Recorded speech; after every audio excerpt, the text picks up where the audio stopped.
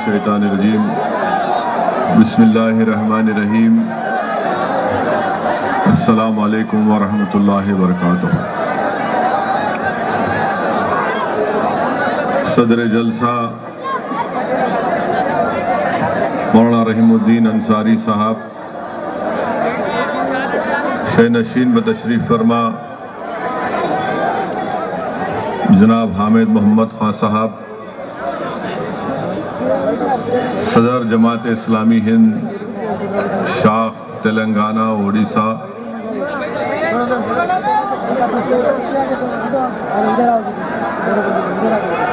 جناب حضرت مولانا معراج الدین ابرار صاحب، مولانا عمر شفیق صاحب معتمد تعمیر ملت، مولانا حضرت ابرار الحق صاحب، سابقہ صدر جماعت اسلامی ہند اس وقت کی ریاست آندھرا پردیش اڑیسہ، معزز علماء اکرام، مشائخین عظام، بزرگان ملت، میرے نوجوان ساتھیوں اور پس پردہ بیٹھ کر سننے والی میری عزت اور ماں اور بہنوں، جلسے تحفظ شریعت و اصلاح معاشرہ کے عنوان سے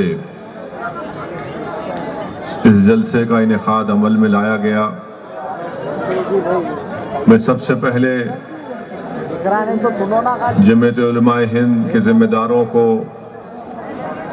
اور ان تمام حضرات کو جنہوں نے اس جلسے کو کامیاب کرنے کے لیے، منعقد کرنے کے لیے اپنا تعاون پیش کیا، میں ان کا شکریہ بھی ادا کرتا ہوں، ان کو مبارکباد بھی دیتا ہوں اور اللہ سے دعا کرتا ہوں کہ اللہ سبحانہ و تعالی ان تمام کی اس نیک کوشش کو اللہ قبول کرے، اور جو ہزاروں کی تعداد میں یہاں پر آج آپ لوگ جمع ہوئے ہیں، اللہ سبحانہ و تعالی ہم تمام کی یہاں پر حاضری کو قبول کرے۔ اور ابھی آپ نے معزز علماء کرام کے بصیرت افروز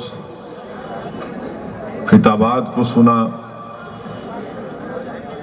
جس میں آپ کو اور ہم کو یہ بات سمجھائی گئی کہ اگر ہندوستان میں مسلمان اپنے آپ کو بچانا چاہتا ہے، اگر ہم اپنے آپ کو بچانا چاہتے ہیں دشمنوں سے، اگر ہم اپنے آپ کو بچانا چاہتے ہیں منافقین کی سازشوں سے، اگر ہم اپنے آپ کو، اپنے جان اور مال کا تحفظ چاہتے ہیں،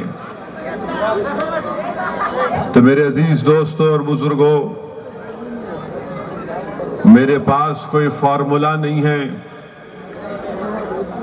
مگر مجھے یہاں پر ایک مرحوم عالم دین کے الفاظ یاد آ رہے ہیں، جنہوں نے اسی طرح کے ایک مسلم پرسنل بورڈ کے جلسے میں یہ بات کہی تھی کہ یاد رکھو،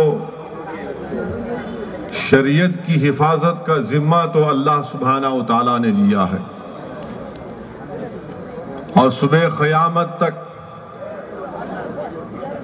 اللہ اس شریعت کی حفاظت کرے گا۔ قومیں آئیں گی، چلے جائیں گی، مگر شریعت باقی رہے گی صبح قیامت تک۔ اگر ہم اپنے آپ کو بچانا چاہتے ہیں تو ہم کو شریعت کا تحفظ کرنا پڑے گا۔ شریعت کا تحفظ شریعت کی حفاظت کے لیے نہیں، بلکہ اپنی حفاظت کے لیے شریعت کا تحفظ کرنا پڑے گا، اور اگر ہم یہ کام کریں گے تو انشاءاللہ تعالی یقیناً اللہ ہم کو ان تمام آزمائشوں سے، ان تمام فتنوں سے اللہ ہم کو بچا کر رکھے گا۔ آج یقیناً ہندوستان ہمارے وطن عزیز میں جس ملک کو آزاد کرانے کے لیے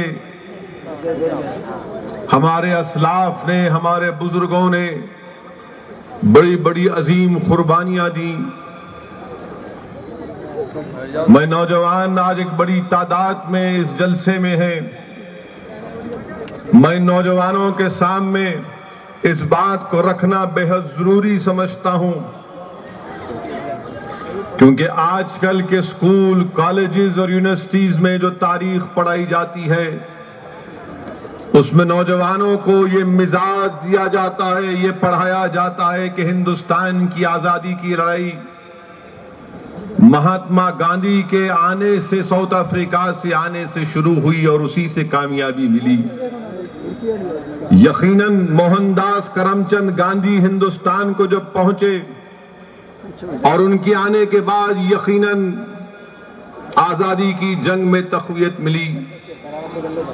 مگر یہ حقیقت ہے، اس کو کوئی بھی جھٹلا نہیں سکتا کہ اس ملک میں اگر سب سے پہلے انگریزوں کے خلاف اگر کسی نے آزادی کی لڑائی شروع کی تو وہ ہمارے معزز علماء کرام تھے. سب سے پہلے اگر کسی نے انگریزوں کے خلاف آواز بلند کی تو ہمارے علماء کرام نے جہاد کا فتویٰ دیا. اور صحیح کہا ابھی مولانا ابرار صاحب نے کہ نہ صرف جہاد کا فتویٰ دیا بلکہ سب سے پہلے اپنی جانوں کے نذرانے انگریزوں کے سامنے پیش کر دیے. مورخ کا قلم آزاد ہوگا. نوجوانوں تو سنو، یہ تمہارے اسلاف کی قربانیاں تھیں جنہوں نے جہاد کا فتویٰ بھی دیا، کالا پانی کی سزائیں بھی کاٹی اور پھانسی کے پھندے پر اپنے آپ کو، اپنی جانوں کو قربان کر دیا. جیلوں میں ڈالا گیا انگریزوں کی طرف سے تو ہمارے علماء کرام نے کہا کہ تمہاری یہ جیل کی چار دیواری ہمارے آواز حق کو دبا نہیں سکتی. جب انگریزوں نے کہا کہ تم پر کوڑے برسائے جائیں گے کالا پانی کی سزا پر، تو ہمارے معزز علماء کرام نے کہا کہ ہم اس رسول صلی اللہ علیہ وسلم کی امت ہیں جس کے نواسے نے کربلا کے میدان میں اپنے تمام چیز، اپنے خاندان کو قربان کر دیا. تو ہم تمہارے کوڑوں کو اپنی پیٹھ پر برداشت کریں گے مگر اس ہندوستان کو انگریزوں کی غلامی سے آزاد کرا کر ہی دم لیں گے. پھانسی کے پھندے پر لٹکایا گیا تو ہمارے علماء کرام نے کہا کہ سنو انگریزوں، یہ پھانسی کے پھندے ہم اس کو چوم کر اپنے گلے میں ڈال دیتے ہیں، مگر یاد رکھو ہماری زبانوں سے کلمہ نکلے گا اور دعائیں نکلیں گی کہ پروردگار ہماری آنے والی نسل کو یہ انگریزوں کی غلامی نصیب نہ ہو. اور یاد رکھو نوجوانوں، اس ملک کو ہمارے علماء کرام کی قربانی تھی کہ ملک آزاد ہوا. جب یہ جنگ شروع ہوئی نہ اس وقت مہاتما گاندھی تھے، نہ اس وقت سردار پٹیل تھے، نہ اس وقت پنڈت نہرو تھے، نہ اس وقت یہ تمام آر ایس ایس کے خاکی چڈی 90 سال پہن کر پینٹ پہن کر آج پھرنے والے تھے. کوئی نہیں تھا. یہ ہم نے شروع کی تھی جنگ آزادی. یہ اور بات ہے کہ آج کتابوں میں اس طرح سے پیش کیا جاتا ہے کہ باپو کے آنے کے بعد ملک کو آزادی ملی. یقیناً باپو کے آنے کے بعد ملک کو کامیابی ملنا شروع ہوئی، مگر یاد رکھو نوجوانوں، ریشمی رومال کی تحریک کس نے شروع کی؟ ہم نے شروع کی. نوجوانوں، اگر آج کسی کے سر پر گاندھی کیپ ہے تو گاندھی کیپ کس نے سی کر دی؟ ہماری بی ایم ماں نے سی کر دی. کس نے راؤنڈ ٹیبل کانفرنس میں شرکت کی اور واپسی میں انتقال ہوا تو کون تھے؟ جوہر برادران کے بھائی تھے. کس نے پاکستان بنانے کی مخالفت کی سب سے زیادہ؟ وہ ہمارے مولانا ابوالکلام آزاد تھے. کیا آج بی جے پی، آر ایس ایس، کانگریس، یہ تمام سیاسی پارٹیاں حقیقت کو جانتی ہیں کہ جب ملک کے 2 ٹکڑے ہوئے تو ہم ذمہ دار نہیں تھے اس ملک کے 2 ٹکڑوں کے؟ آج ہندوستان میں اگر باعزت زندگی باوقار طریقے سے 17 کروڑ مسلمان اپنی زندگی گزار رہے تو کون ہیں؟ ہم ہیں. ہم نے جنا کی ٹو نیشن تھیوری کو ریجیکٹ کیا، ہم نے جنا کو اپنا قائد نہیں مانا. ہم نے محمد علی جناح سے کہا کہ جناح آپ جاؤ، ہم نہیں جائیں گے تمہارے ساتھ. یہ ہندوستان ہماری سرزمین ہے، اس سرزمین پر ہم نے جہاں بانی اور حکمرانی کی ہے. جب لوگ پاکستان بھاگ رہے تھے تو دلی کی جامع مسجد کے سامنے مولانا نے کھڑے ہو کر تقریر کرتے ہوئے کہا، مسلمانوں سے مخاطب ہو کر کہا کہ مسلمان تم ہجرت کے مقدس نام پر فرار کی زندگی مت گزارو. تو مسلمان نے کہا کہ ہاں، ہم ہجرت کے مقدس نام پر فرار کی زندگی نہیں گزاریں گے. کہ یہ بات سچ نہیں ہے جو آج مسلمانوں کی شریعت کو ہم سے چھیننا چاہتے ہیں؟ بتاؤ کیا حقیقت نہیں ہے کہ تمہارے حکمران تھے جنہیں ہندوستان کے مسلمانوں سے کہا تھا کہ آپ کی شریعت میں مداخلت نہیں کی جائے گی؟ کہ دستور ساز کانسٹیٹیوشن اسمبلی کے وہ تمام بحث کے ریکارڈز موجود ہیں جس میں بابا صاحب امبیڈکر نے کہا تھا کہ اس ملک میں اگر یکساں سول کوڈ کو نافذ کیا جائے گا تو مسلمان اٹھ کھڑا ہوگا. انگریزی کا لفظ بابا صاحب امبیڈکر نے استعمال کیا کہ the Muslims will rise in rebellion. اتنی سب قربانیاں ہم نے دی، کیوں دی؟ کہ ملک آزاد ہوگا اور میری شریعت میں کوئی مداخلت نہیں ہوگی. میرے عزیز دوستوں اور بزرگوں، آج مرکز میں بی جے پی کی حکومت ہے. یہ کل جماعتی جلسہ ہے جس میں تمام سیاسی پارٹی کے قائدین شرکت کر رہے ہیں. میں مبارکباد بھی دیتا ہوں ان کو کہ ہم اپنے سیاسی اختلافات کو بالائے طاق رکھ کر ہم ایک پلیٹ فارم پر آج جمع ہوئے ہیں. ہو سکتا ہے کہ ہم میں اختلافات رہیں گے، مگر جب شریعت کی بات آئی تو تمام ایک جگہ جمع ہو گئے. میرے عزیز دوستوں اور بزرگوں، یہ بات سمجھنا بہت ضروری ہے کہ شریعت کو اگر ہم بچائیں گے، ہم بچاؤ یا مت بچاؤ، اللہ اس کی حفاظت کرے گا. مگر اگر ہم شریعت کو پکڑ کر رکھیں گے تو اللہ ہم کو بچا کر رکھے گا. آج یہ حکومت، بی جے پی کی حکومت، مودی کی حکومت، جس کے پاس اقتدار ہے، دلی کے سلطنت کے تخت پر بیٹھ کر مودی یہ سمجھ رہے ہیں کہ میرے اقتدار کا سورج کبھی غروب نہیں ہوگا. یاد رکھو، نریندر مودی دلی کی تاریخ گواہ ہے. بڑے بڑے سورما آئے اور ان کا چراغ گل ہو گیا. بڑے بڑے آئے اور چلے گئے. سلطنت مغلیہ ختم ہو گئی، اس سے پہلے جتنی سلطنتیں تھیں ختم ہو گئی، ویران پڑ گئے ان کے تمام بڑے بڑے محلات. یاد رکھو، اقتدار میں اتنا غرور مت کھائیے. آج اقتدار آپ کے پاس ہے، کل آپ کے پاس اقتدار نہیں رہے گا. اندرا گاندھی بھی یہی کہتی تھی کہ اقتدار میرے پاس رہے گا، مگر اقتدار چلا گیا تو جیل جانا پڑا. جنتا پارٹی آئی تو سمجھا کہ اقتدار ہمارے پاس ہی رہے گا، مگر عوام نے کہا کہ نہیں، جمہوریت میں اقتدار عوام کے پاس ہوتا ہے. بہت سے لوگ آئے اور چلے جائیں گے، مگر آج ہماری شریعت میں مداخلت کی بات یہ لوگ کر رہے ہیں. اور کیا ہے ہمارے پاس؟ ہم اپنی شادی کا طریقہ، طلاق کا طریقہ، وراثت کا طریقہ یہ قرآن اور سنت کے بتائے ہوئے طریقے پر کرتے ہیں.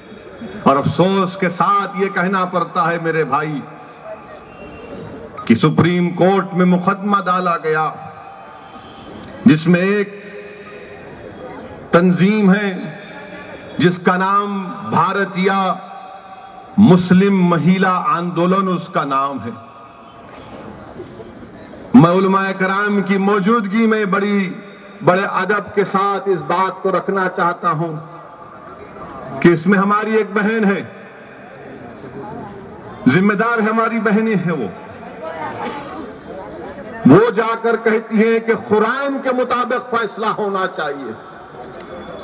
میں ہماری بہن سے پوچھنا چاہوں گا، اگر یہ بات سچ ہے تو کیا قرآن اس بات کی اجازت دیتا آپ کو کسی غیر مسلم سے شادی کرنے کی؟ آپ بتائیے، آپ کے شوہر کا نام کیا ہے؟ بتائیے دنیا کو بتا دیجئے کہ آپ کے شوہر کا نام کیا ہے؟ محترمہ زکیہ سومن، آپ کے شوہر کا نام کیا ہے؟ بتا دیجئے۔ پھر آپ کہتے ہیں کہ قرآن کے مطابق، کیا قرآن میں اللہ نے خواتین سے نہیں کہا کہ پردہ کرو؟ آپ کیوں نہیں کرتی میری بہن؟ میں آپ کو دعوت دے رہا ہوں، آپ ہی کے زبان کے، آپ ہی کے نکلے ہوئے الفاظ کو آپ کے سامنے دوہرا رہا ہوں کہ آپ بھی پردہ کرو۔ تیسری بات، یہ لوگوں نے سروے کیا اور ہمارے خواتین کو، نوجوانوں کو گمراہ کرنے کی ایک سازش کی کہ ہم نے 50,000 مسلم خواتین کا سروے کیا۔ کیا سروے کیا؟ 50,000 مسلم خواتین کا سروے کیا۔ پچھلے 2-3 دن سے میں بھی اس کو تھوڑا تھوڑا پڑھ رہا ہوں۔ 200 صفحات پر، 212 صفحات پر مشتمل ان کا سروے ہے۔ 2015 میں انہوں نے سروے کیا 188 خواتین پر مشتمل ایک سروے، اور دوسرا سروے 4,710 خواتین پر۔ اور حیرت کی بات یہ ہے کہ جو یہ خواتین کی تنظیم ساری دنیا میں مسلمانوں کو، اسلام کو بدنام کرنے کی کوشش کر رہی ہے کہ ٹرپل طلاق کے نام پر مسلم خواتین پر ظلم ہو رہا ہے۔ میں نظام آباد کے غیور نوجوانوں اور علماؤں کی موجودگی میں اس بات کو رکھنا ضروری سمجھتا ہوں کہ دیکھیے ان کی منافقت کو۔ انہوں نے یہ بھی کہہ دیا کہ انہوں نے قانون بنایا ہے 1937 کا شریعت اپلیکیشن ایکٹ۔ میرے عزیز دوستو، جمعیت علماء کے ذمہ داران بیٹھے ہوئے ہیں، انہی اکابرین کا بنا ہوا قانون ہے۔ اور آج یہ خواتین کی تنظیم نریندر مودی کو دیتی ہے قانون بنا کر کہ یہ قانون ہونا چاہیے شادی کا اور طلاق کا۔ اور اس قانون میں مسلمان کا ڈیفینیشن کیا لکھتے؟ سنو نوجوانوں، سنو مسلمانوں، میری عزتدار ماں اور بہنوں، اس پوائنٹ کو یاد رکھو، ان کو پہچانو، ان لوگوں کو۔ یہ کیسے ہماری صفوں میں آ کر دیمک کی طرح ہم کو کمزور کرنا چاہتے ہیں۔ مسلمان کا ڈیفینیشن کیا ہے؟ مسلمان کا ڈیفینیشن یہ ہے کہ جو اللہ اور اس کے رسول محمد مصطفیٰ صلی اللہ علیہ وسلم کو اللہ کا آخری نبی مانتا۔ یہ ڈیفینیشن۔ ان خواتین کی تنظیم نے کیا کہا انگریزی میں؟ ختم نبوت کا اس میں ذکر تک نہیں۔ یہ خواتین نے ڈیفینیشن لکھا اپنے قانون میں، انگریزی میں لکھا any person by birth or by conversion who professes the religion of Islam, in other words, accept the unity of God and prophetic character. کیا مذاق ہے یہ؟ آپ ختم نبوت کے منکرین ہیں یہ لوگ کہ محمد مصطفیٰ صلی اللہ علیہ وسلم کو، رحمت العالمین کو، تاجدار مدینہ کو آخری نبی نہیں مانتے۔ یہ قانون ان خواتین نے بنا کر نریندر مودی کو پیش کیا۔ یہ لوگ مسلم عورتوں کی بات کر رہے ہیں۔ ارے مسلم عورت ہو، مسلمان بچہ ہو، مسلمان مرد ہو، ہم سب چیز یہ سکھاتے ہیں، ختم نبوت کی تعلیم دی جاتی ہے، مگر آپ کے بنا ہوئے قانون میں ختم نبوت کا انکار کر رہے ہیں۔ اور پھر ہماری یہ خواتین کہتی ہیں کہ مسلمان عورتیں پر ظلم ہوتا ہے، بولتے ٹیلی فون پہ طلاق دے دیے، ایس ایم ایس پہ طلاق دے دیے۔ یہ بھارتیہ مسلم مہیلا آندولن جو متروں وزیر اعظم کو قانون بنانے کا ایک ڈرافٹ دیے ہیں، کیا کہتے ہیں اس میں؟ یہ خود کہہ رہے ہیں کہ 117 طلاق کے واقعات میں صرف ایک ہی ٹیلی فون پر طلاق کسی مسلمان نے دیا ہے۔ میری بہن، آپ کیا کرنے جا رہی ہیں؟ اللہ نے آپ کے جھوٹ کو آپ ہی کی زبان سے ادا کروا دیا۔ آپ کا سروے آپ کے لیے آئینہ بن گیا کہ 117 طلاق کے واقعات میں ایک ہی ٹیلی فون پر کسی نے طلاق 3 بار کہہ دیا. انہی کا سروے ہے میرے عزیز دوستوں بزرگوں، جس میں یہ کہتے ہیں کہ 22% طلاق جو مسلمانوں کا ہوا 1 سال میں ہوا ان کے سروے میں، 3 سال میں 22% ہوا، 20 سال میں خالی 0.4% ہوا. میرے بھائی، جب یہ میں پڑھ رہا تھا تو کل بی جے پی کے صدر امت شاہ کی تقریر سنا. سہارنپور میں تقریر کرتے ہوئے امت شاہ نے کہا، ہم جب کہتے ہیں کہ مسلم عورتوں کو انصاف ملنا چاہیے تو ان کی نانی کو تکلیف کیوں ہوتی؟ سنیے میرے بھائی، میں کیا کہہ رہا ہوں، یہ الفاظ امت شاہ نے ادا کیے.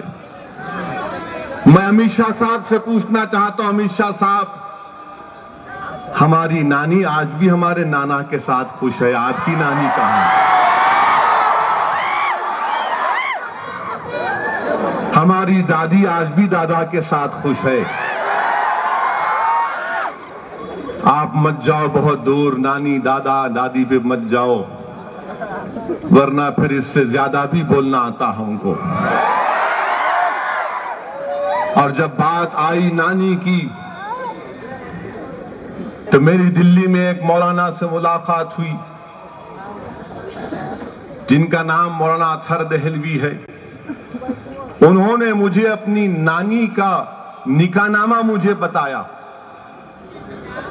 اپنی نانی کا نکاح نامہ بتایا، جس میں ان کی نانی نے، جن کا نکاح دلی میں 1920 میں 18 میں ہوا تھا، جس میں اس خاتون، نیکبت خاتون نے لکھا، کیا لکھا کہ تم سے جب میں شادی کروں گی تو تم میرے کو نہیں ماریں گے، تم پان کے پیسے میرے کو دیں گے، تم مجھے مجبور نہیں کریں گے امور خانہ داری میں، آپ مجھے نہیں روکیں گے اپنے رشتہ داروں سے ملنے جانے کے لیے.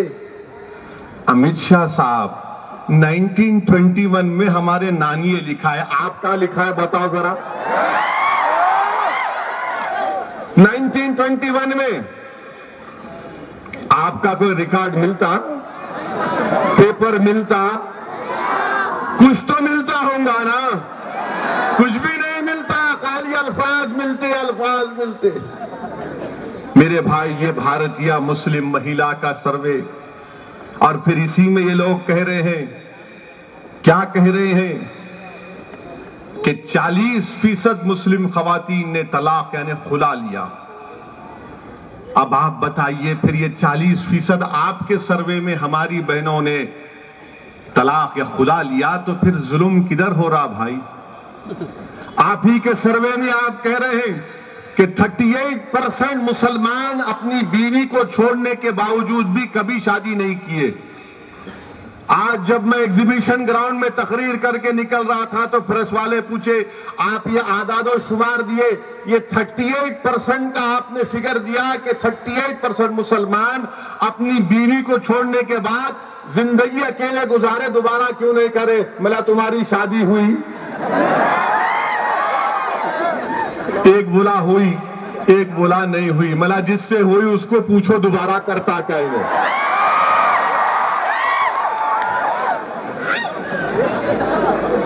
ابھی ہمارے پہ بولتے ظلم کر رہے ہم.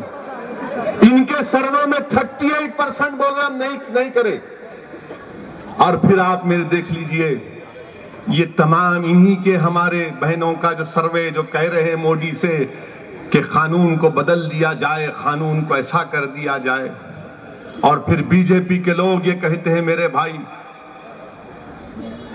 کہ مسلمان عورتوں پہ ظلم ہو رہا. نریندر مودی تقریر کرتے ہوئے کہے کہ میں مسلم خواتین کے لیے انصاف کرنا چاہتا ہوں. بھائیو بہنوں، ملنا نہیں ملنا.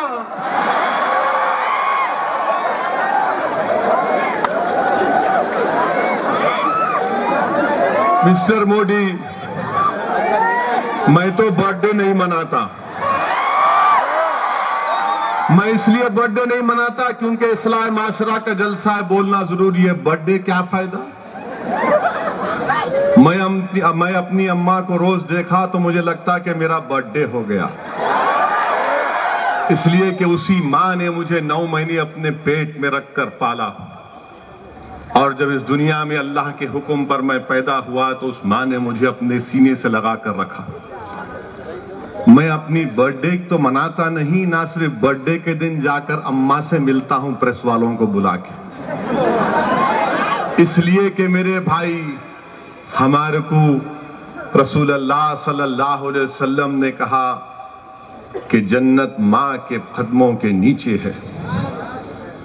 صرف برتھ ڈے کے دن اماں کے پیر نہیں پڑتے، ہم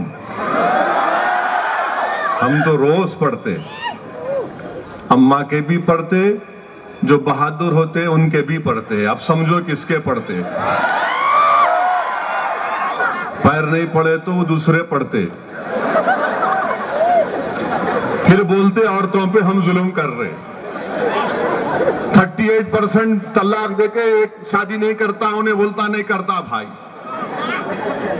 میرے بھائی، یہ بات سمجھنے کی ضرورت ہے کہ کیسے ہندوستان کے وزیر اعظم اچانک آج آپ کو مسلم خواتین سے ہمدردی پیدا ہو گئی۔ یہی نریندر موڈی جب گجرات کے وزیر اعلیٰ تھے اور گجرات میں فساد ہوا 2002 کا، 1.5 لاکھ سے زائد مسلمان بے گھر ہو گئے تھے گجرات میں، یہی مسٹر موڈی اس وقت کے وزیر اعلیٰ ہوتے ہوئے اپنی تقریر میں کہا تھا، ایک ریلیف کیمپ کی طرف دیکھ کر کہا تھا کہ کیا ہم ان ریلیف کیمپوں کو چلائیں گے؟ اور یاد رکھیے اس ریلیف کیمپ میں گجرات کے جمعیت العلماء، جماعت اسلامی ہندوستان، حیدرآباد کی تمام تنظیموں نے اپنا بھرپور تعاون دیا تھا۔ مسٹر موڈی نے اپنی تقریر میں الفاظ دہراتے ہوئے کہے تھے کہ کیا ہم ریلیف کیمپ کو اس لیے چلائیں گے کیونکہ پروڈکشن سینٹر بن جائے؟ جن لوگوں کا سب کچھ لٹ چکا تھا، جن کے بھائی بہن شوہر بیٹے شہید ہو گئے تھے، گھر کو جلا دیا گیا، کاروبار کو جلا دیا گیا، جن بہنوں کی عصمت لٹ چکی تھی، وہ جسم پر جو کپڑا تھا اٹھا کر بھاگ کر مہینوں ریلیف کیمپوں میں گزارے، تو اس وقت کے چیف منسٹر نے کہا تھا کیا ہم یہ پروڈکشن سینٹر چلائیں گے؟ آج اچانک آپ کے دل میں ہمدردی پیدا ہو گئی۔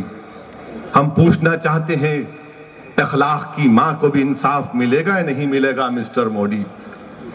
وہ اخلاق جس کا بیٹا آج ہندوستان کی فضاؤں کی حفاظت کرتا ہے، ایئر فورس میں کام کرتا ہے، اخلاق کو اس لیے مارا گیا، مارنے والے تمام کے تمام سنگ پریوار کے لوگ، اخلاق کو اس لیے مارا کہ شک کی بنیاد پر کہ اخلاق کے گھر میں کوئی گائے کا گوشت تھا۔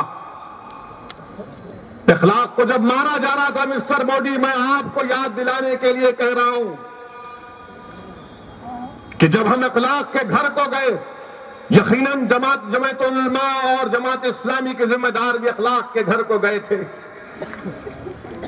تو اخلاق کی ماں سے جب ہماری ملاقات ہوئی تو اخلاق کی ماں جس چھوٹے سے گھر کے چھوٹے سے صحن میں بیٹھی ہوئی تھی، اس کی ماں مجھ سے کہہ رہی تھی کہ یہی جگہ پر میرے بیٹے کو مارا گیا میری آنکھوں کے سامنے۔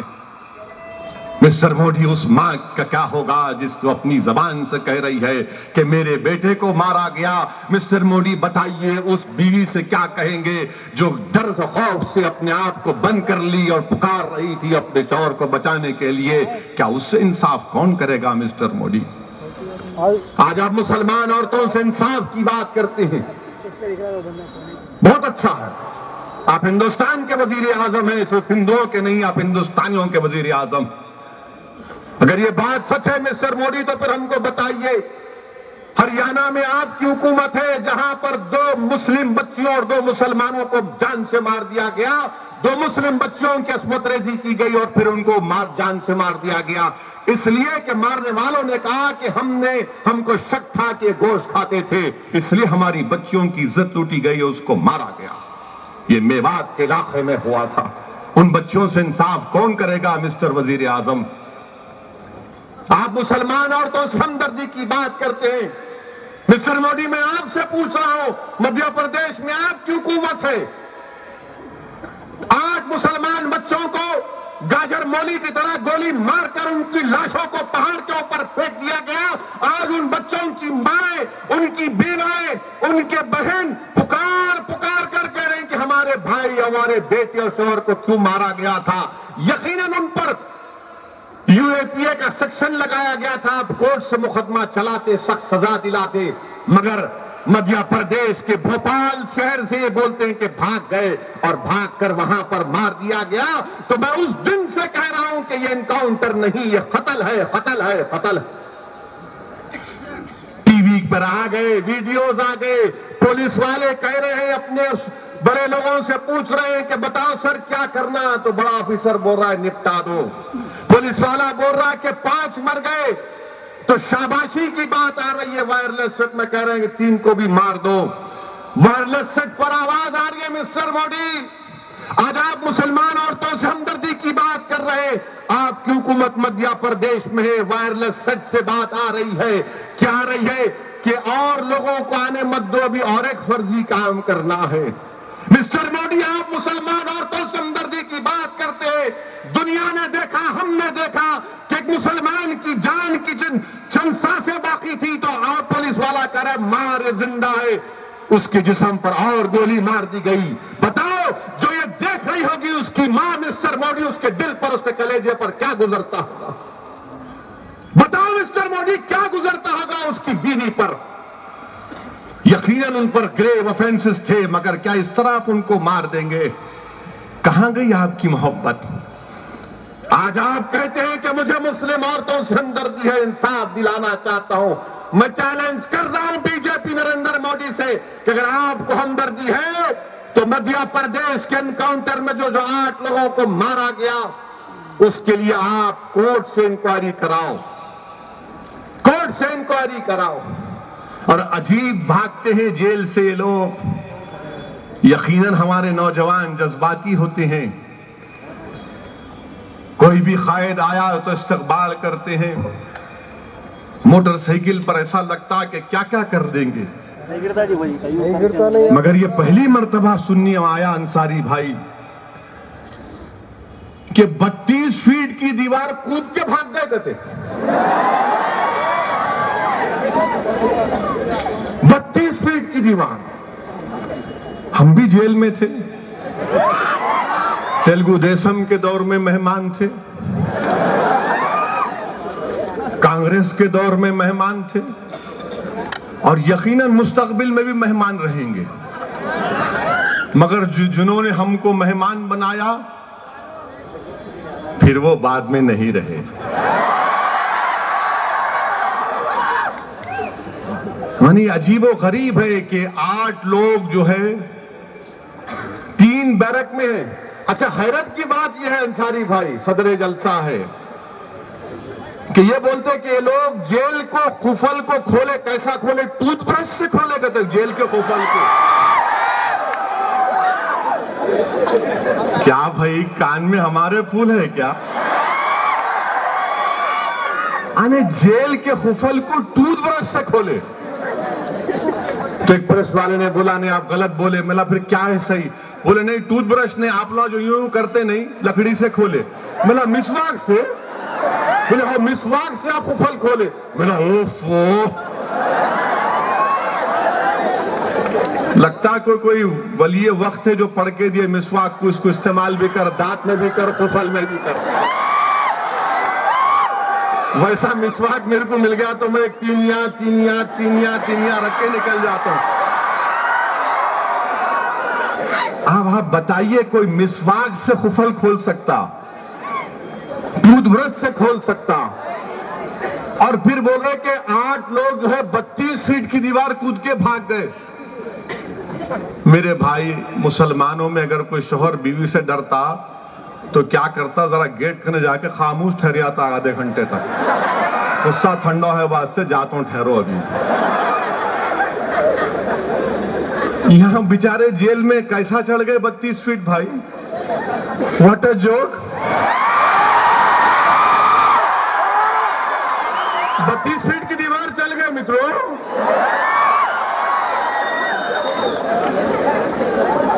یہ نہیں معلوم تھا ہمارے لوگوں اتنا چڑھتے اوپر. कूदे गए थे ऊपर से, फिर 32 फीट की दीवार से कूदे तो कुछ भी नहीं हुआ उन लोगों को, हाथ पैर कुछ भी नहीं टूटे, हुश बोल के फिर उन्होंने एक रोड क्रॉस करे तो सामने 5 फीट की दीवार है, तो उन्हें 5 फीट की दीवार नहीं कूदता, 32 फीट कूदा, 5 फीट नहीं कूदता, उन्हें गेट को तोड़ के भागता करते। क्या बात है ये। अच्छा भागा तो भागा, फिर उनके जिस्मों पर घड़ी है, स्पोर्ट शूज है, बेल्ट है, ये कहां से लाए? तो बोले नहीं उनको कोई बाहर से ला के दिया। मेरा ठीक है, दिया है, सही मानते, मेरा बिल्कुल दिया। मेरे को एक बात बताओ, जब कोई बाहर से जूते घड़ी और बेल्ट ला के दे रहा है, गाड़ी नहीं देता उसको? ले गाड़ी में बैठ के 200 किलोमीटर भाग। अच्छा गाड़ी नहीं दिया, मोटरसाइकिल तो देता, जाओ भागो। अच्छा ये लोग जो है 8 की 8 निकले, ये पूरे एक साथ जा रहे दूल्हे की बारात के साथ, और फिर वहां पर एक पहाड़ में, वहां पर देखा आपने टीवी पर, मेरे भाई उस पहाड़ के नीचे 80 फीट की गहराई थी, वो कहीं नहीं जा सकते थे। अगर वो जेल तोड़ के भागे तो यकीनन पकड़ना चाहिए था उनको, उन पे दोबारा यूएपीए लगाकर सख्त सजा लगाते उनको। यकीन अगर वो हमारा यादव भाई मारा गया, वो कांस्टेबल तो उसकी मजम्मत करते हैं, मगर ये ले जाकर गोली मारना, वायरलेस सेट पे आवाजें आ रही है, मारो मारो। वो हथियार नहीं है उनके पास, हाथ उठाकर खड़े हुए, दुनिया देख रही है। मिस्टर मोदी जरा ये भी तो सोचो कि इंसाफ का खातिमा हो गया। जो नौजवान उन नजारों को देखा होगा, हम क्या तालीम दे रहे हैं उनको। आप कहते हैं कि रेडिकलाइजेशन नहीं होना, हम भी कहते हैं रेडिकलाइजेशन नहीं होना। हम भी चाहते हैं कि नौजवान हिंदुस्तान के आईन में रहकर आईन में से अपना हक हासिल करे, मगर जो लोग वो नजारे देखते होंगे उन पर क्या उनके दिलो दिमाग पर असर पड़ता होगा। मेरे भाई, ये हुकूमत कह रही है, आप बताइए कि क्या इंसाफ, कौन सी मोहब्बत की बातें। शोलापुर का एक बच्चा है, महाराष्ट्र का, उसकी मां रो रो कर कह रही है कि मैं अपने बच्चे से मुलाकात के लिए जा रही थी।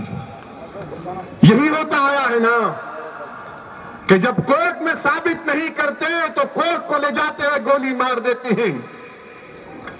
जब कोर्ट में मुकदमा साबित नहीं कर सकते तो कोर्ट को ले जाते हुए गोली मार देते, कभी किसी दूर जगह पर ले जाकर मार देते। कभी ऐसा हो गया मिस्टर मोदी, ये 8 लोगों की माएं, इनकी खवातीन आपसे इंसाफ का मुतालबा कर रही हैं, क्योंकि आपने अपनी तकरीर में कहा था कि मुस्लिम बहनों को इंसाफ मिलना चाहिए। आज इन 8 मरने वालों की माएं, इनकी बीवियां, उनकी बहनें, इनकी खवातीन इंसाफ इंसाफ कह रही हैं। क्या आपके कानों तक हमारी आवाज पहुंचेगी? हिंदुस्तान के वजीर आजम और मध्य प्रदेश की बीजेपी की हुकूमत एक एक पुलिस वाले को 2-2 लाख का कैश अवार्ड भी दे दिए। क्या इंसाफ है मेरे भाई? ये क्या इंसाफ है ये कि गोलियां भी चल जाती हैं, और कैसे गोलियां चलती हैं।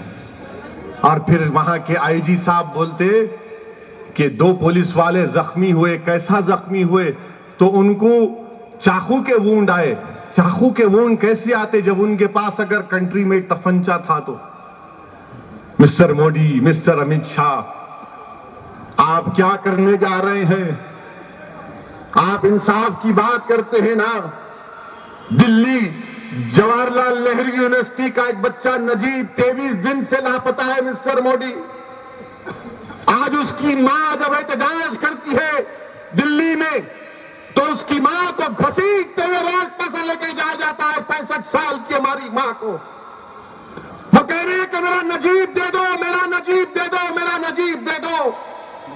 मिस्टर मोदी, क्या उस मां के अल्फाज आपके दिल को नरम नहीं कर पाते कि नजीब की मां रोड पर घसीटते लेकर जा रहे हैं, और नजीब की मां कह रहे हैं मेरा नजीब कहां है, मेरा नजीब कहां है। 23 दिन हो गए, नजीब नहीं मिला। جواہر لال نہرو یونیورسٹی میں نجیب کو سنگ پریوار کی اسٹوڈنٹ تنظیم کے لوگوں نے مارا، گالی گلوچ کی، اس کے بعد سے لاپتہ ہے۔ کیا یہ آپ کے دل میں ہمدردی نہیں پیدا کرے گا؟ بتائیے میرے عزیز دوستوں اور بزرگوں، حکومت کیا کر رہی ہے؟ اور آج حکومت کہتی ہے کہ ہم 3 طلاق کے نام پر مسلم خواتین کو انصاف دلائیں گے۔ کون سا انصاف آپ دلائیں گے؟ میرے عزیز دوستوں اور بزرگوں، 2011 کے اعداد و شمار پکار پکار کر سنگ پریوار کو کہہ رہے ہیں، کیا کہہ رہے ہیں کہ ہندوستان میں ہمارے ہندو بھائی کتنے شادی شدہ ہیں۔ لکھو آپ جو پریس والے یہاں پر ہیں،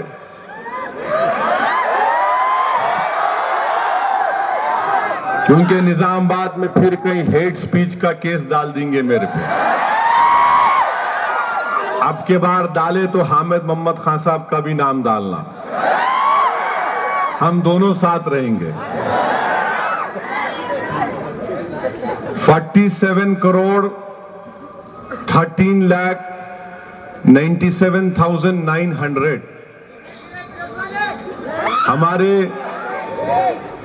ہمارے ہندو بھائی شادی شدہ ہیں پورے ملک میں۔ کتنے؟ پکار کر بولو، 47 کروڑ 13,97,900۔ ابا اچھا پڑھ رہے تم لوگ آج کل، نمبر اچھا یاد ہے۔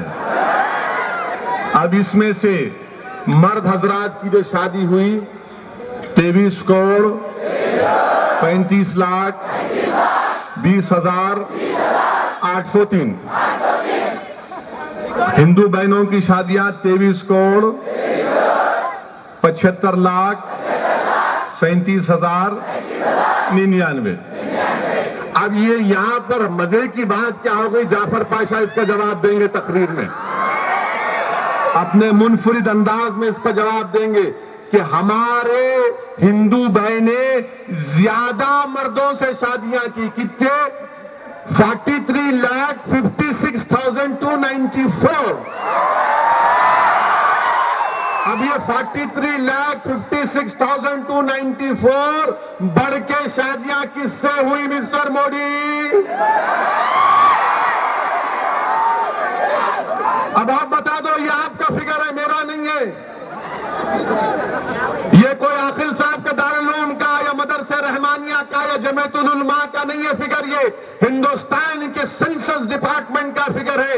تو بتائیے یہ ایکسس کہاں گیا پھر؟ یہ آپ ہم کو بولتے ہم 2 شادیاں کرتے، ایک میں پریشان ہے پورے۔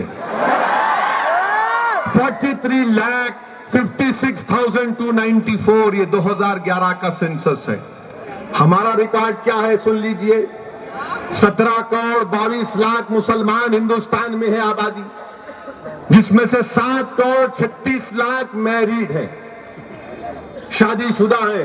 طلاق کتنوں کا ہوا؟ 2,70,000 کا، مسلمانوں کا 2,70,000، یعنی 7 کروڑ 36 لاکھ ہماری شادیاں ہوئی ابھی، جس میں سے طلاق 2,70,000 کا پرسنٹیج کیا ہے؟ 0.15%۔ اب مسٹر موڈی کہہ رہے کہ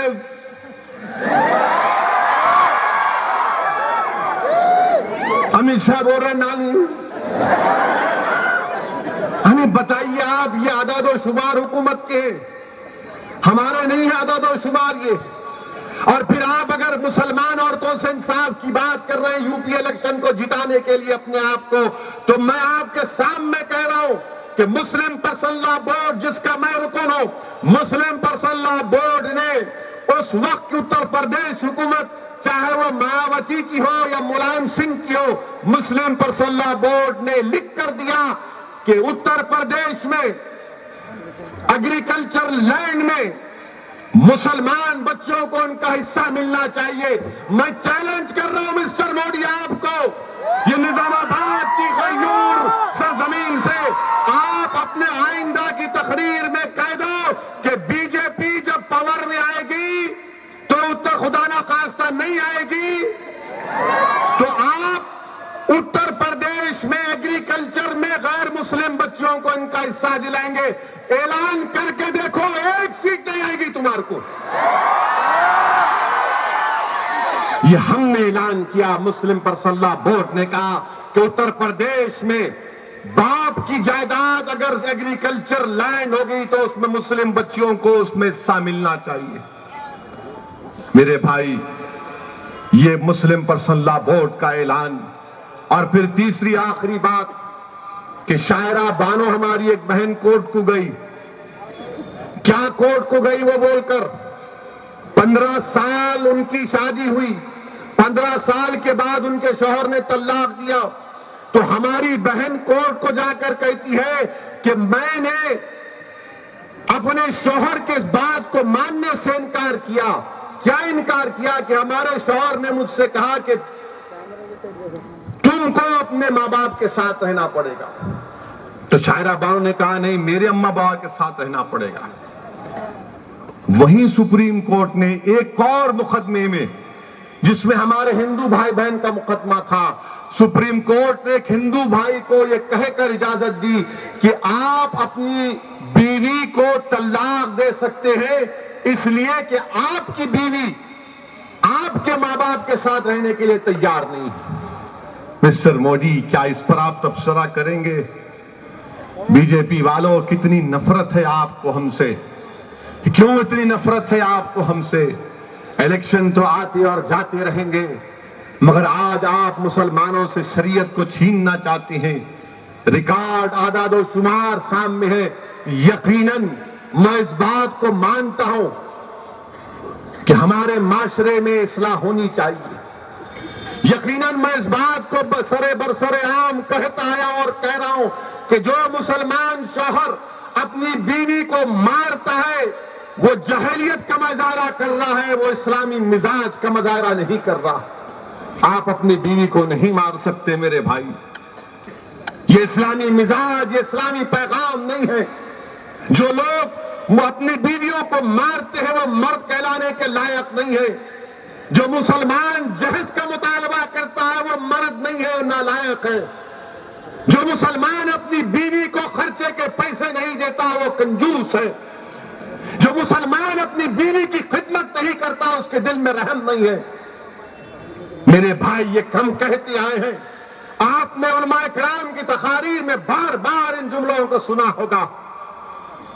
یہ مسلم پرسنل لا بورڈ کے جلسوں میں یہ بات دہرائی گئی کہ ہم کو اپنے معاشرے میں اصلاح کرنا ہے، معاشرے کو اچھا بنانا ہے، اور یہی کام تم تک کر رہے ہیں۔ کیا دوسرے ہمارے مذہبی لوگوں میں، دوسرے مذہب کے ماننے والوں میں برائیاں نہیں ہیں؟ کیا ان کے پاس غلطیاں نہیں ہوتی ہیں؟ آپ کیا کرنے جا رہے ہیں؟ میرے بھائی پہچانو، یہ بہت بڑی سازش کر رہی حکومت، کیونکہ یہ کل جماعتی جلسہ بھی ہے۔ میں اپنی بڑے ادب کے ساتھ بغیر کوئی سیاسی مفاد کو پیش نظر رکھے میں ان تمام سیاسی قائدین سے کہہ رہا ہوں جو اپنی اپنی مختلف سیاسی پارٹیوں سے ہیں کہ وہ جا کر اپنے سیاسی پارٹیوں سے صاف اور واضح طور پر ان پر دباؤ ڈال کر کہے کہ ان کو اعلان کرنا چاہیے کہ شریعت میں مداخلت کو برداشت نہیں کیا جا سکتا۔ آج اگر کوئی یہ کہے گا کہ عورتوں کو انصاف ملنا ہے، گوا کا قانون ہے، گوا کے قانون میں عورتوں کو انصاف نہیں مل رہا ہے۔ گوا کا قانون کیا کہتا ہے کہ اگر کوئی ہمارا ہندو بھائی بہن جس کی شادی ہو گئی 25 سال کی عمر میں اس کو اولاد نہیں تو ہندو بھائی اس کا شوہر دوسری شادی کر سکتا۔ گوا کا قانون یہ کہتا ہے کہ اگر ہماری ہندو بہن 30 سال کی عمر میں بیٹا نہیں پیدا کری تو ہمارا ہندو بھائی دوسری شادی کر سکتا۔ اور ہمارا مزاج بھی یہ ہے کہ ٹی وی پر ہم نے دیکھا کہ ہمارا ایک بھائی روڈ پر کھڑے ہو کر اپنی بہن، اپنی بیوی کو، میں یعنی آپ کی اور میری بہن کو یہ کہہ کر طلاق دے دیا کہ اس نے بیٹا نہیں پیدا کیا۔ ارے ظالم، اولاد دینا اللہ کے ہاتھ میں ہے، اور سائنس یہ بتاتا ہے کہ مرد کے ہاتھ میں ہے کہ بیٹا یا بیٹی، عورت کے ہاتھ میں کیا ہے؟ روڈ پر کھڑے ہو کر میرے بھائی یہ مظاہرے نہیں کرنا ہے۔ اور یاد رکھو نوجوانوں، برائی کے راستے کو چھوڑو، یاد رکھو اگر تم اپنے آپ کو بچانا چاہتے تو شریعت پر چلو، شریعت کا تحفظ کرو، شریعت تمہاری حفاظت کرے گی۔ اگر ہم شراب خانوں کو، جوئے خانوں کو، غنڈہ گردی کو عام کریں گے تو پھر ہم کو کوئی نہیں بچا سکتا، ہم کو کوئی نہیں بچا سکتا۔ اگر ایک مسلمان دوسرے مسلمان پر ظلم کر رہا ہے تو ہم کو کوئی نہیں بچا سکتا۔ اگر کوئی مدرس کا کارپوریٹر کسی غریب پر ظلم کر رہا ہے تو یاد رکھو اللہ تم کو معاف نہیں کرے گا۔ اگر کوئی ایم ایل اے، کوئی ایم پی رہ کر سمجھ رہا ہے کہ میں ظلم کروں گا شادی خانے والوں سے یا ہوٹل والوں سے تو یاد رکھو تم کو کوئی نہیں بچا سکتا۔ جب دنیا سے جائیں گے نا تو اسی قبرستان میں جائیں گے اور کوئی جیب لے کر نہیں جائیں گے کفن میں۔ ڈرو اللہ سے، اللہ کا خوف پیدا کرو۔ یاد رکھو آج یہ ظالم حکومت تو ہم کو ایک موقع دے رہی ہے کہ ہم ایک پلیٹ فارم پر تو آ گئے، جیسا احمد محمد خان صاحب نے کہا کہ ہم جو بندی بھی ہیں، ہم بریلوی بھی ہیں، ہم صوفی بھی ہیں، ہم اہل حدیث بھی ہیں، ہم جماعت اسلامی سے بھی تعلق ہے، تبلیغی جماعت بھی ہے، شیعہ بھی ہے، مگر ہم مسلمان بھی ہیں۔ کل تک ہم سمجھ رہے تھے کہ نہیں میں الگ الگ ہوں، مگر دشمن یہ کہہ رہا تھا کہ تو تبلیغی بھی ہے، تو دیوبندی بھی ہے، مگر تو مسلمان ہے میری نظر میں۔ ہم یہ سمجھ رہے تھے کہ ہم الگ ہیں، مگر دشمن کہہ رہا تھا کہ نہیں تو ایک ہی ہے میری نظر میں۔ میرے عزیز دوستوں اور بزرگوں، یقیناً ہم اپنے اپنے مسلک پر چلے، کوئی نہیں روک سکتا، مگر یاد رکھو نفاق کی کیفیت پیدا نہیں ہونے دینا پڑے گا۔ نفاق کی کیفیت ہم نہیں پیدا ہونے دے سکتے۔ یہ وقت نہیں ہے میرے نوجوانوں، میرے بزرگوں، آج متحد ہونے کا وقت ہے، متحد ہونے کا وقت ہے، ورنہ یاد رکھو خدا نہ خواست اگر کچھ ایسا اقدام یا کام ہو جائے گا تو آنے والی نسل ہم کو کبھی معاف نہیں کرے گی۔ اللہ کو ہماری ضرورت نہیں ہے میرے بھائی، اللہ کو ہماری ضرورت نہیں۔ اگر ہم گناہوں کے راستوں پر چلتے رہیں گے تو اللہ کسی اور نئی قوم کو پیدا کرے گا جو اللہ سے محبت کرے گی اور اللہ ان سے محبت کرے گا۔ اللہ محتاج نہیں ہے نوجوانوں، ہم محتاج ہیں اللہ کے۔ اور یاد رکھو ہمارے پاس کیا ہے؟ کچھ بھی نہیں ہے ہمارے پاس۔ ہمارے پاس اگر کچھ ہے تو اسلام ہے، ہمارے پاس دولت نہیں ہے، کیا ہے؟ تو سرکار کی رحمت للعالمین کی امت کا وہ تاج ہمارے سروں پر ہے۔ ہمارے پاس دولت نہیں ہے، طاقت نہیں ہے، کیا ہے ہمارے پاس؟ تو صرف اسلام ہے۔ اگر اس سے بھی ہم غداری کریں گے تو پھر کیا بچے گا؟ اسی لیے میرے عزیز دوستوں اور بزرگوں، متحد ہو جاؤ، معاشرے کی برائیوں کا خاتمہ کرو۔ نوجوانوں تم کو کرنا ہے، تم کو کرنا ہے، دنیا کو بتانا ہے کہ یہ ہوتا ہے سالے معاشرہ۔ علماء کی کوششوں کو کامیاب کریے، ڈرنے اور گھبرانے کی ضرورت نہیں ہے۔ Uniform civil code, uniform civil code کے نام پر بہت باتیں ہو رہی ہیں میرے بھائی۔ انڈین ایکسپریس اخبار میں ایک نیوز چھپی کہ نارتھ ایسٹ کے ہمارے لوگوں نے سپریم کورٹ میں کیس ڈالا یونیفارم سول کوڈ کے خلاف، اور کیا کہا کہ پالیگمی یعنی دو شادیاں مرد کرتے ہیں۔ تو ہمارے بھائیوں نے، انڈین ایکسپریس کی رپورٹ ہے، کہا کہ ہمارے تہذیب میں پالی اینڈری بھی ہے، یعنی ہماری عورتوں کے بھی کئی شوہر ہوتے ہیں۔ یہ ہندوستان ہے میرے بھائی، یہ ہندوستان کی خوبصورتی یہ ہے کہ اس میں کئی تہذیب اور تمدن کے ماننے والے ہیں۔ چلے جائیے مہاراشٹرا، جو گونڈوں کا علاقہ ہے، گونڈوں نے احتجاج کیا، جا کر کلیکٹر سے نمائندگی کر کے کہا کہ کلیکٹر صاحب دسہرہ آتا ہے تو اب راون کو جلاتے ہم کو تکلیف ہوتی ہے۔ گونڈوں نے کہا کہ آپ راون کو جلاتے ہم کو تکلیف ہوتی ہے کیونکہ راون ہمارے لیے خدا کے برابر ہے۔ اگر میں یہ بات بولتا تو کیس ڈال دیتے میرے پہ، یہ کہے راون کو مت جلاؤ، یہ ہندوستان ہے۔ یہ حکومت اس کو نہیں سمجھ پا رہی ہے، مگر اس کا مؤثر جواب یہ ہے کہ دستخطی مہم کو جاری رکھیے۔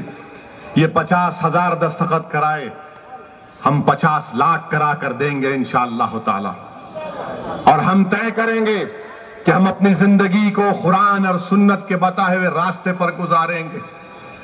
ہم معاشرے کی برائیوں کا خاتمہ کریں گے۔ ہم کوشش کریں گے کہ اپنی بچیوں کی اور اپنے محلے کے پڑوسیوں کی، سب کی بچیوں کی شادی آسانی کے ساتھ ہو جائے۔ کوشش کریں گے کہ جہیز کی لعنت ہمیشہ کے لیے ختم ہو جائے۔ ہم کوشش کریں گے، پکار پکار کر کہیں گے کہ اپنی عورتوں پر ظلم مت کرو، اپنی بیویوں کی عزت کرو، اپنی ماں کی خدمت کرو، اپنی بہنوں کو ان کا حق دو۔ یاد رکھو، اگر کوئی مسلمان اپنی بہن کو اپنی باپ کے جائیداد میں حق نہیں دیتا تو یہ بہت بڑا گناہ ہے۔ اور جہیز دینا کنیا دان ہے، اس کا تعلق نہیں ہم سے، کچھ نہیں ہے۔ مت کرو میرے بھائی، یہ چیزیں مت کرو۔ یہ جلسے کو منعقد کرنے کا مقصد یہ نہیں ہے کہ آ کر تقاریر کر کر ہم چلے جائیں۔ ان جلسوں کو منعقد کرنے کا بنیادی مقصد یہ ہے کہ اگر اس ہزاروں کی تعداد میں سے اگر صرف 5 نوجوان یہ طے کر کے اٹھے کہ انشاءاللہ تعالی میں شریعت پر اپنی زندگی گزاروں گا، تو یقیناً میں سمجھوں گا کہ جلسہ کامیاب ہو گیا۔ میرے عزیز دوستوں اور بزرگوں، شریعت کو اپنا لو اپنی حفاظت کے لیے، شریعت کا تحفظ کرو تاکہ اللہ ہماری حفاظت کر سکے۔ یہی چند اہم گزارشات میں نے اخلاص کے ساتھ آپ کے سامنے رکھا ہوں۔ میری اللہ سے دعا ہے کہ اللہ سبحانہ و تعالی ہندوستان میں مسلمانوں کی حفاظت فرمائے۔ اللہ سبحانہ و تعالی رسول اللہ صلی اللہ علیہ وسلم کے صدقے